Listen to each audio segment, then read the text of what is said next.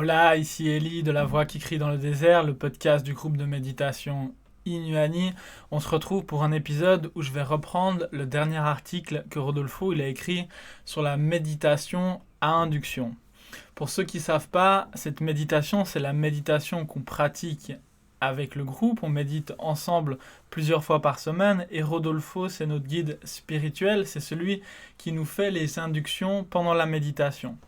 C'est une méditation qui est simple, qui est naturelle, où il n'y a pas d'artifice, il n'y a pas de technique à faire, il n'y a pas d'effort mental à faire de quelque sorte. Il faut simplement se laisser aller, se relaxer et de faire confiance qu'au fond de nous, il y a une particule, une étincelle divine qui sait parfaitement comment nous faire évoluer, comment activer les différents paramètres dans notre univers intérieur pour nous faire évoluer et que au travers de l'induction, Rodolfo il peut nous aider à activer notre évolution, à activer cette particule divine. Donc, pendant la méditation, on ressent différentes choses. On est dans des états de conscience qui sont modifiés. On ressent de la lumière, on ressent du bien-être. Le temps passe différemment. On a des visions, on a des sensations différentes dans le corps, dépendant des personnes. Mais on n'est pas en transe, on n'est pas suggestionné. Il n'y a pas d'hypnose, il n'y a pas de drogue, il n'y a pas de prise de substance ou quoi que ce soit. Tout ce qu'on vit, c'est naturel. C'est simplement induit par un ascendant spirituel. C'est une méditation qui permet de développer ses dons et pouvoirs. Entre autres, quelques exemples de dons et pouvoirs comme la clairvoyance, la clairaudience, la guérison, peut-être la prophétie d'événements futurs dans notre microcosme physique, psychologique et mental. Comment pouvoir interagir avec notre programme d'entité incarnée, que ce soit se défaire du poids de notre karma, de poids de choses qu'on a fait dans différentes vies précédentes, du passé, qui va influencer notre présent et qui va aussi programmer notre futur tant qu'on se défait pas de certains voiles. Tout ça, c'est les grands mystères du karma qu'on va commencer à comprendre et que, avec certains pouvoirs, certaines capacités, qu'on va pouvoir changer, qu'on va pouvoir défaire tous ces grands nœuds éthériques, karmiques, etc. En ce moment, l'humanité, en général, bien sûr pas tout le monde, mais je vais faire une généralité, elle est stagnante dans des croyances qui sont archaïques, dans des croyances qui sont dans une ignorance qui est séculaire. La plupart des personnes y sont fermées comme une huître en lien avec la spiritualité, par peur de l'inconnu, par confort, par plusieurs raisons, mais il y a certaines personnes qui ont le courage, qui osent et qui ont envie de s'affronter soi-même, qui ont envie d'aller à l'intérieur de soi, qui ont envie de vivre les expériences pour aller au-delà des croyances, pour réactiver son évolution spirituelle. En tout cas, c'est ce qu'on fait, c'est ce que les personnes qui méditent avec nous cherchent à faire. On n'est pas un groupe où on ne fait pas une méditation pour croire parce qu'on aime croire. On a ce qu'on appelle une foi qui est raisonnée et pas une foi passive, c'est-à-dire qu'on vit des expériences qui vont nous faire avoir la foi parce qu'on a vécu des expériences et non l'inverse, c'est pas parce qu'on a la foi qu'on va vivre des expériences. On se défait progressivement de nos croyances au travers de cette méditation, on affronte cette peur de l'inconnu, ce vide existentiel qui va se remplir avec des expériences. Et tout ça, ça se fait bien sûr entre autres à travers la méditation, mais pas seulement, aussi avec la réflexion, le discernement, l'observation, la contemplation. Comme j'ai déjà dit dans un autre podcast, il n'y a pas besoin d'avoir un QI très élevé, mais faire des réflexions sur qu'est-ce qui se passe. Pourquoi est-ce qu'on vit ça en méditation, qu'on va comprendre progressivement, comme Rodolfo il dit, il n'y a pas...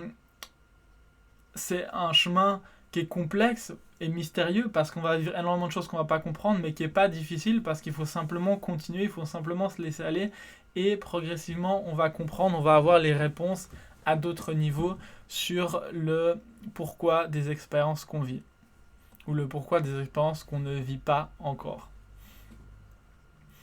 On cherche à passer d'une dimension duelle avec l'induction, avec la méditation, de la troisième dimension vers une dimension qui est supérieure, où les pensées, les peurs, ils cessent d'être pour pouvoir observer sa propre divinité intérieure, pouvoir vivre le grand Big Bang de notre comment on s'est manifesté, comment est-ce que on est en train de se penser soi-même dans la troisième dimension. Comment on est entré dans ce grand jeu, ce grand défi, cette grande illusion holographique. Pour ensuite revenir de cette expérience, ce que je viens de décrire là, partiellement, c'est la voie de la spirale dorée d'évolution. Et pour revenir de cette expérience avec les capacités, les pouvoirs spirituels et le contrôle conscient des émotions, de ces sentiments, du fait d'être multidimensionnel, de savoir comment activer, comment désactiver toutes les forces dans notre intérieur. Pendant la méditation, l'induction, elle est réalisée par Rodolfo, comme je disais, par un ascendant spirituel, qui lui est un récepteur, un canal, un médiateur, qui est transparent et honnête de ces énergies qui nous aident à évoluer, et qui progressivement met en mouvement la roue de notre évolution, de l'évolution spirituelle dans notre univers intérieur. Cette évolution, c'est un programme qu'on a tous au fond de nous. Pour l'instant, il est désactivé pour la plupart. Il est en sommeil tant qu'on est en train de croire de toutes les fausses croyances qu'il y a dans notre dimension. Comme je disais, si on est en train de croire parce que ça nous fait plaisir de croire sans avoir d'expérience qui nous confirme, nous infirme ce qu'on croit, tant qu'on reste dans cette illusion, dans cette dimension qui est illusoire, cette d'illusion comme j'ai essayé de le dire. À chaque réincarnation, on oublie notre identité divine et on doit comprendre progressivement au travers de ce labyrinthe comment retrouver le chemin, comment attraper le fil d'Ariane et sortir de ce labyrinthe. On s'unit ensemble pour méditer, pour pouvoir trouver la liberté spirituelle dans ce grand défi complexe avec nous-mêmes.